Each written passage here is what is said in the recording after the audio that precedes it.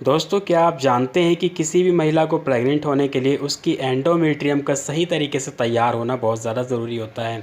अगर एंडोमेट्रियम पूरी तरीके से तैयार ना हो तो आप चाहे कितनी भी कोशिश कर लें, कभी भी आपको गर्भधारण नहीं होगा।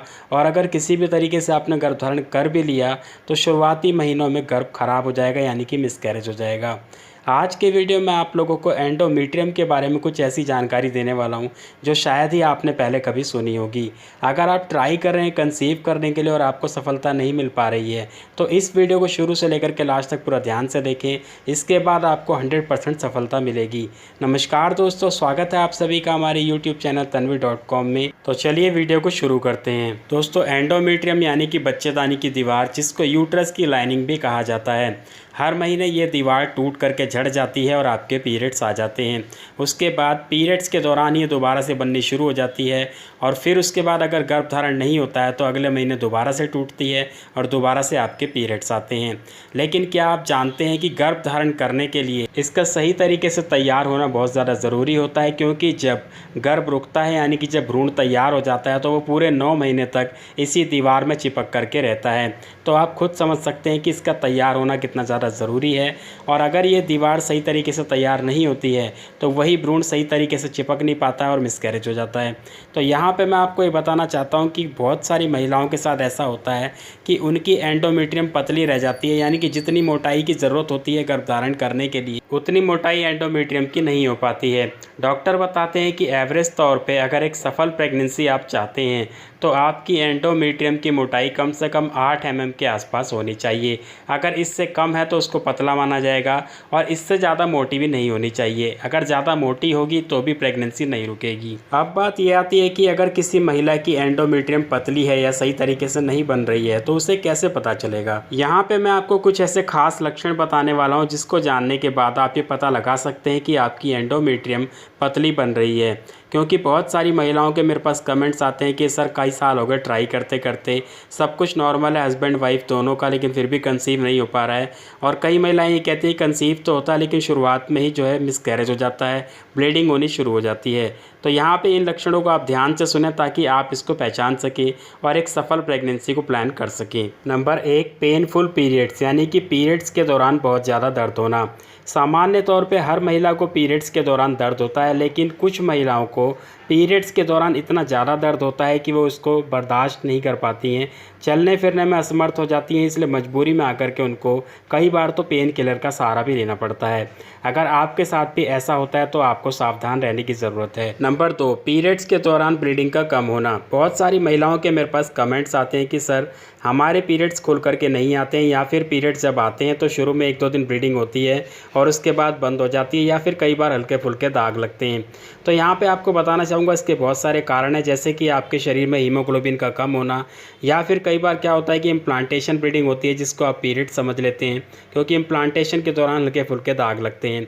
या फिर बहुत सारी महिलाओं की जब एज हो जाती है 40 के बाद की, तो उनमें प्री मेनोपॉज के सिम्टम्स दिखने शुरू हो जाते हैं और धीरे धीरे उनके पीरियड्स बंद हो जाते हैं। लेकिन यहाँ पे आपको ये ध्यान देना है कि अगर आपकी एज 40 साल से कम है और आपके पीरियड्स की ब्लीडिंग पहले सही आ रही थी लेकिन अभी 1-2 महीने से कम हो रही है या फिर खुल करके नहीं हो रही है, तो ये एक बहुत बड़ा लक्षण हो सकता है कि आपकी एंडोमेट्रियम पतली है। नंबर 3, एबनॉर्मल पीरियड्स, यानी कि इरेगुलर पीरियड्स। दोस्तों, जैसे कि मैं आपको पहले ही बता चुका हूँ कि जब एंडोमेट्रियम टूट करके झड़ती है तब आपके पीरियड्स आते हैं। कई बार क्या होता है कि एंडोमेट्रियम सही तरीके से नहीं बन पाती है, या फिर कम बनती है, या फिर कई बार बनती ही नहीं है। तो इस कारण से आप समझ सकते हैं कि जब एंडोमेट्रियम बनेगी और पूरी तरीके से टूट करके झड़ेगी तभी पीरियड्स आएंगे। लेकिन अगर एंडोमेट्रियम बनेगी ही नहीं या फिर कम बनेगी तो पीरियड्स एबनॉर्मल होंगे होंगे। तो इसलिए ये भी एक बहुत बड़ा सिम्टम है कि आपकी एंडोमेट्रियम पतली है या फिर सही तरीके से नहीं बन रही है। नंबर 4, प्रेगनेंसी के सारे लक्षण दिखना लेकिन फिर भी पीरियड्स का आ जाना। बहुत सारी महिलाओं के मेरे पास कमेंट्स आते हैं कि सर मुझे प्रेगनेंसी के लक्षण दिखाई देते हैं लेकिन फिर भी पीरियड्स आ जाते हैं। तो यहाँ मैं बताना चाहूँगा, देखिए एंडोमेट्रियम जब सही तरीके से तैयार नहीं होगी तो इम्प्लांटेशन नहीं हो पाएगा। कई बार क्या होता है कि इम्प्लांटेशन हो जाता है और इम्प्लांटेशन होते ही आपको कुछ लक्षण नज़र आने शुरू भी हो जाते हैं, लेकिन उतनी मोटाई ना होने की वजह से वही इम्प्लांटेशन फेल हो जाता है और आपके पीरियड्स आ जाते हैं। नंबर 5, कोई भी लक्षण का नज़र ना आना। बहुत सारी महिलाओं में ऐसा होता है कि वो कह रही है सब कुछ ठीक है, हस्बैंड की रिपोर्ट भी सारी ठीक है, लेकिन फिर भी कंसीव नहीं हो पा रहा है। तो यहाँ बताना चाहूँगा कि ऐसा होता है कि आपकी एंडोमेट्रियम सही तरीके से तैयार नहीं हो रही है, लेकिन आपके शरीर में कोई लक्षण भी नज़र नहीं आ रहा है। ऐसी कंडीशन में सिर्फ टेस्ट करवा करके ही पता लगाया जा सकता है कि एंडोमेट्रियम सही तरीके से बन रही है या नहीं बन रही है। अब बात करते हैं कि ऐसे कौन से कारण हैं जिनकी वजह से एंडोमेट्रियम पतली बनती है। नंबर 1, लो एस्ट्रोजन लेवल। दोस्तों, एस्ट्रोजन हार्मोन अगर आपकी बॉडी में लो होगा यानी कि कम होगा तो आपकी एंडोमेट्रियम सही तरीके से नहीं बनेगी, आपके पीरियड्स भी इरेगुलर हो जाएंगे। नंबर 2, गर्भ निरोधक दवाइयों का इस्तेमाल। बहुत सारी महिलाएं शादी के शुरुआती दिनों में चाहती हैं कि प्रेगनेंसी ना हो और इससे बचने के लिए वो गर्भ निरोधक दवाइयों का इस्तेमाल करती हैं, या फिर वो महिलाएं जो अपने बच्चों में अंतर रखना चाहती हैं। बताना चाहूँगा, जब आप ज़्यादा दिनों तक रेगुलर जो है गर्भ निरोधक दवाइयों का इस्तेमाल कर लेते हैं तो इस कारण से भी आपको ये समस्या आती है, और जब आप कंसीव करने के लिए ट्राई करते हैं तो आपकी एंडोमेट्रियम सही तरीके से नहीं बनने की वजह से आपको कंसीव नहीं हो पाता है। नंबर 3, लोअर बॉडी पार्ट यानी कि पेल्विक एरिया में ब्लड फ्लो का कम होना। दोस्तों, बताना चाहूँगा जैसे कि एंडोमेट्रियम हर महीने तैयार होती है, हर महीने टूटती है, इसके लिए आपके लोअर बॉडी पार्ट में ब्लड का फ्लो सही मात्रा में होना चाहिए। अगर ब्लड का फ्लो कम होगा तो वहाँ पे ऑक्सीजन पूरी तरीके से नहीं पहुँचेगी, न्यूट्रिएंट्स नहीं पहुँचेंगे, और इस कारण से आपकी एंडोमेट्रियम सही तरीके से तैयार नहीं हो पाएगी। नंबर 4, डीएनसी या फिर यूट्रस क्लीनिंग। दोस्तों, आजकल बहुत ज़्यादा चलन हो गया है कि अगर किसी महिला को प्रेगनेंसी नहीं होती है तो उसको लोग कहते हैं कि तुम डीएनसी करा लो, तुम्हारी बच्चेदानी में कचरा होगा वो निकल जाएगा, तुम्हें प्रेगनेंसी रुक जाएगी। या फिर कई बार मिसकैरेज होने की वजह से या किसी और कारण से भी डॉक्टर डीएनसी कर देते हैं, या फिर कोई और सर्जरी की वजह से भी आपको एंडोमेट्रियम की प्रॉब्लम आती है और एंडोमेट्रियम आपकी सही तरीके से नहीं बनती है, क्योंकि डीएनसी के दौरान औजार से खुरच करके एंडोमेट्रियम परत को निकाला जाता है। इस दौरान अगर वहाँ पे कोई जख्म बन जाए या फिर कोई और इंजरी हो जाए तो कई बार ऐसा होने की वजह से भी एंडोमेट्रियम नहीं बन पाती है। नंबर 5, क्लोमिड यानी कि क्लोमिफेन सिट्रेट, अंडे बनाने वाली दवाई। बहुत सारी महिलाएं इस दवाई का इस्तेमाल करती हैं। बताना चाहूँगा कि अगर आप कई महीनों तक लगातार इसका इस्तेमाल कर लेते हैं तो इस कारण से भी आपको एंडोमेट्रियम की समस्या आनी शुरू हो जाती है। नंबर 6, पुअर एंडोमेट्रियल टिश्यूज़ यानी कि एंडोमेट्रियम की कोशिकाओं का हेल्दी ना होना।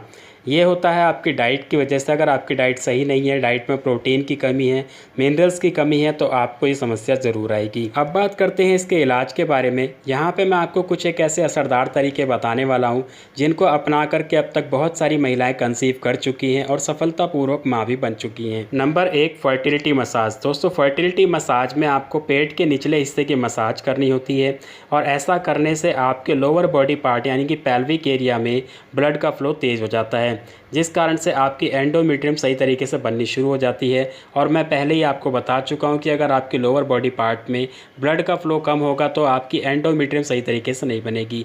सिर्फ यही नहीं, इसके साथ साथ आपकी यूट्रस की और ओवरी की जो भी समस्याएं हैं उनमें भी आपको फ़ायदा मिलेगा। फर्टिलिटी मसाज कैसे करनी है इसके लिए आप ऊपर आई बटन पर क्लिक करें, आपको वीडियो मिल जाएगा, या फिर आप नीचे डिस्क्रिप्शन में जा करके भी उस वीडियो को देख सकते हैं। नंबर 2 है सीड साइकिलिंग। दोस्तों, सीड साइकिलिंग में आपको 4 तरह के बीज का इस्तेमाल करना होता है। सूरजमुखी के बीज, अलसी के बीज, कद्दू के बीज और तिल। ये 4 बीज आपको अलग अलग समय पे अलग अलग तरीके से खाने होते हैं। कैसे खाने हैं, क्या क्या सावधानियां रखनी है और कितनी मात्रा में खाना है, कब से खाना है, ये पूरी जानकारी के लिए आप मेरा वीडियो देख सकते हैं। इसके लिए आप ऊपर आई बटन पर क्लिक करें, आपको सीड साइकिलिंग वाला वीडियो मिल जाएगा, वहाँ से देख करके आपको पूरी जानकारी मिल जाएगी। इसके अलावा आप नीचे डिस्क्रिप्शन में क्लिक करके भी उस वीडियो को देख सकते हैं। Number 3, exercise. यहाँ पे आपको 2 एक्सरसाइज ज़रूर करनी है। एक है लेग अप दी वॉल और दूसरी है ब्रिज प्लैंक। दोस्तों, ये दोनों ही एक्सरसाइज इतनी पावरफुल हैं कि जब आप इसको परफॉर्म करेंगे तो आपके लोअर बॉडी पार्ट में ब्लड का फ्लो काफ़ी तेज़ हो जाएगा और इससे आपको बहुत जल्दी फ़ायदा दिखना भी शुरू हो जाता है। इसके लिए आपको पीरियड्स खत्म होने के अगले दिन से रोज़ाना सुबह खाली पेट 5-5 मिनट ये वाली एक्सरसाइज परफॉर्म करनी है, और इससे ज़्यादा आपको करने की ज़रूरत नहीं है। Number 4, healthy diet. दोस्तों, आपके वज़न के अनुसार आपकी डाइट में प्रोटीन और विटामिन की उचित मात्रा होनी चाहिए।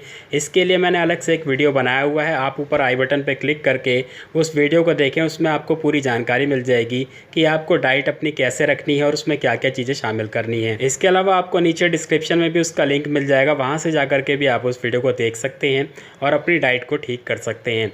तो दोस्तों आज के वीडियो में इतना ही। उम्मीद है आप लोगों को मेरे द्वारा दी गई जानकारी पसंद आई होगी। यकीन मानिए अगर आप इस चीज़ को सही तरीके से फॉलो करते हैं तो बहुत ही जल्द आपको इसका रिजल्ट भी मिल जाएगा। वीडियो पसंद आया तो इसको लाइक करें और ज़्यादा से ज़्यादा शेयर करें फेसबुक पे, व्हाट्सएप पे, ताकि और लोगों को भी जानकारी मिले, फ़ायदा मिले। इसके अलावा कोई और जानकारी चाहते हैं तो कमेंट करके ज़रूर बताएँ।